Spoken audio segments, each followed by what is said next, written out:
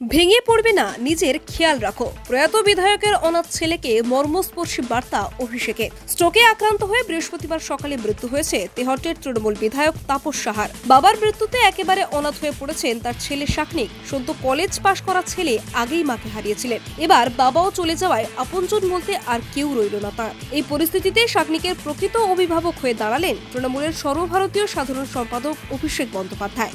বৃহস্পতিবার বিধানসভায় তাপস সাহাকে শেষ শ্রদ্ধা জানাতে গিয়ে অভিষেক ছেলেকে বললেন, এই সময় ভেঙে পড়বে না, নিজের খেয়াল রাখবে।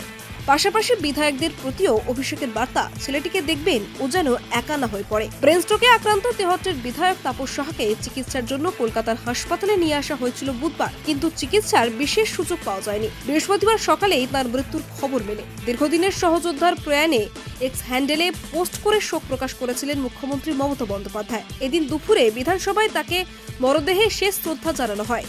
সেখানে উপস্থিত ছিলেন দলের সর্বভারতীয় সাধারণ সম্পাদক অভিষেক বন্দ্যোপাধ্যায়। তিনি বিধায়কের ছেলে শাকনিকের পাশে দাঁড়িয়ে তাকে কার্যত মানসিকভাবে সাহস যোগান, বলেন এই সময় ভেঙে পড়বে না। সূত্রের খবর, জেলার বিধায়কদেরও অভিষেক বার্তা দেন, বাবা মাকে হারিয়ে অনাথ হয়ে যাওয়া ছেলেটিকে যেন আগলে রাখেন সকলে, যেন তিনি একলা বোধ না করেন, সেদিকে নজর রাখতে হবে।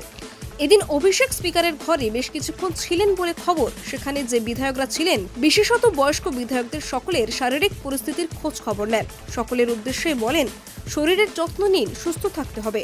স্পিকারের সঙ্গে ঘণ্টাখানেক কথা হয়েছে অভিষেকের। স্পিকার বিমান বন্দ্যোপাধ্যায় অবশ্য তা নিয়ে কিছু বলতে চাননি, সৌজন্য সাক্ষাৎ বলেই এড়িয়ে গেছেন। আপনি দেখছিলেন কলকাতা দর্পণ। ভিডিওটি লাইক করুন, আপনাদের মতামত জানান কমেন্টে। নিয়মিত আপডেট পেতে সাবস্ক্রাইব করতে ভুলবেন না। নমস্কার।